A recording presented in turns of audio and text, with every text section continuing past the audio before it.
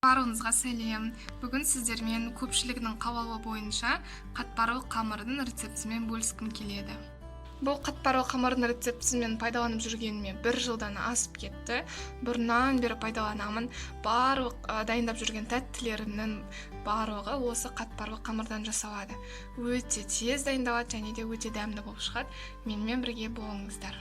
Ең алдымен ұнды осылай ситадан өткізіп біздің столымызға сеуіп аламыз. Содан соң бізге осындай үккіш қажет болады, және де маргарин немесе сары май.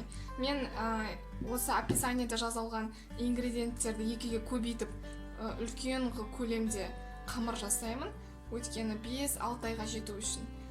Ал сіздер астындағы ингредиенттермен жасай берсеңіздер болады. Осылай барлығын үккіштен өткізіп шығамыз. Ең алдымен осылай мен маргарин қолданып жатырмын. Осылай маргаринді бірінші ұнға аунатып алып барып, үстіп өткіземіз. Әрбір осылай шыққан үккіштен маргаринді онымен араластырамыз. Бізде маргарин міндетті түрде мұздатқыштан шыққан болу керек. Өте салқын болуы тиіс. Осылай барлығын өткізіп шығамыз.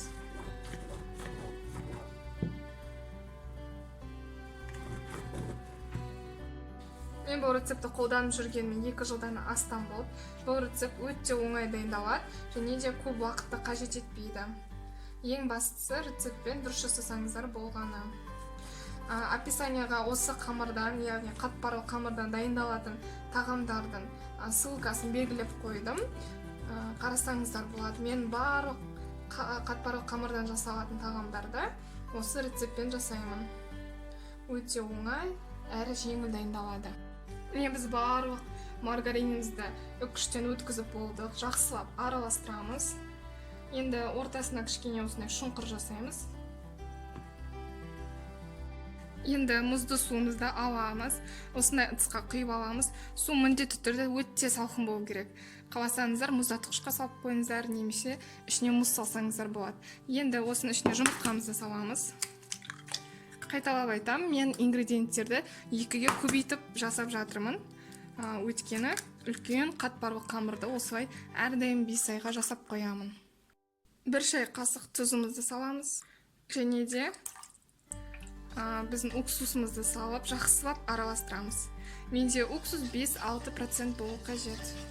Жақсылап араластырып болғаннан кейін осы шұңқырымыздың ішіне ақырындап құямыз. Және қолмен осылай жинаймыз тестаны. Яғни қамырды біз ысып илемейміз, жай ғана қолымызбен жинайтын боламыз осылай.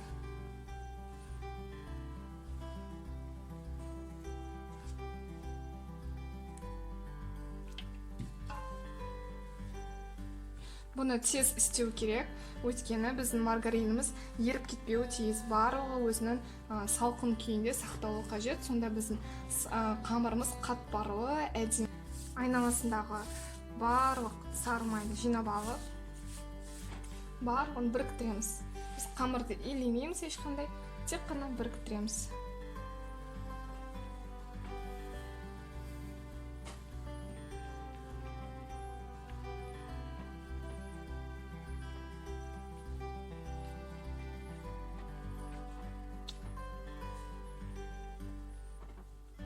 Қамырымыздың үгітіліп жатырғанына мән бермейміз, ол солай болу қажет. Сіз дұрыс істеп жатырсыз деген сөз. Онда тек қана бір-біріне біріктіріп, осындай бір форма беріп, арнайы целлофандарға салып қоямыз.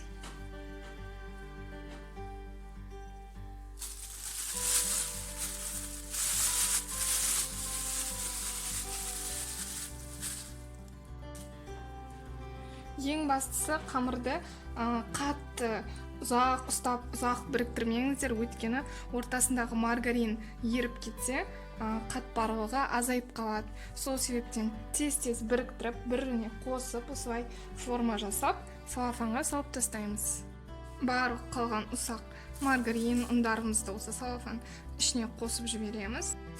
Енді осыны жақсылап орап, бір-біріне осылай целлофан ішінде де қоссақ болады, біріктіріп. Енді осыны біз мұздатқышқа, яғни морозильникке кемінде 12 сағатқа, яғни бір күнге қойып қоямыз. Бұл жібіту үшін кейін жібітіп, мен бірнеше бөліктерге бөліп тастап, кішкентай бөліктер қылып, арнайы салафанға салып қоямын. Егер қаласаңыз, осылай салып, сақтай берсеңіздер де болады. Міне қатпарлы қамырды қазір ғана тоңазытқыштан шығардым. Мен 12 сағат морозильникте ұстадым, кейін жарты күнде жібіттім. Именно холодильниктің ішінде жібіту керек, ең жоғарғы полкасында. Бұлай бөлме температурасында жібітуге болмайды, әйтпесе қатты еріп кетеді. Енді осыны алып, мен кішкене ғана бөлігін пайдаланамын, самса пісіремін. Содан соң барлығын бөліп тастап, кішкентай осындай мешоктарға салып тастаймын. Осылай сақтаған маған ыңғайлы. Міне қатпарлығы ортасы осындай болып шығады. Менде барлығын өлшеген кезде 2-де 300 грамм болды, яғни 2 килограммдай менде. Ал сіздер істесеңіздер 1 килограммдай болады, яғни төменіндегі ингредиенттермен жасасаңыздар. Мен осылай барлығын бөліп тастаймын. Негізі міндетті емес, 12 сағат қана ұстап, міндетті түрде 12 сағаттан кейін ғана бөлген. Пайдаланардың алдында ғана осылай бөліп тастасаңыздар болады. Бұл қатпарлы қамыр бірнеше ай, көп айлар бойы сақталып тұра береді. Жарты жыл болсын сақталып тұра береді. Өте жақсы қатпарлы қамыр бұл. Барлығын мен осылай бөліп тастадым. Менде 7 бөлік шықты. Мына бөлігінен қазір мен самса жасайтын болам.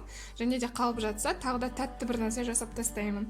Осылардың барлығын енді морозильникте сақтайтын болам. Бұлар сақталып бірнеше ай тұра береді. Егер қаласаңыздар, оқтаумен жаңағы илеп, әдемі қылып салсаңыздар да болады. Барлығы да өздеріңіздің қалауларыңызша. Менде арнайы самсаға арналған рецепте бар парақшамда, белгілеп қоям, описаниядан қарасаңыздар болады.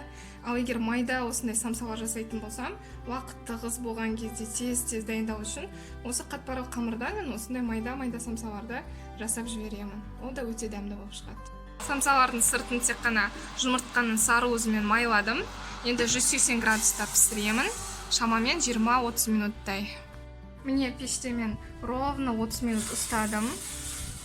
Самсаларым әдемі болып шықты. Міне жаңа пісірген самсам, сіздерге ортасын көрсетейін. Егер рецепт сіздерге пайдалы болса, лайк басып тіркелулеріңізді ұмытпаңыздар. Міне мен жаңағы морозилкадегі қатпарлы қамырларым.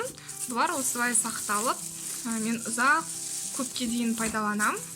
Менде мұнда 7 данасы осындай целлофандағы. Сіздермен болған Гүлжанат. Әлде көп рецепттер болады. Қош сау болыңыздар.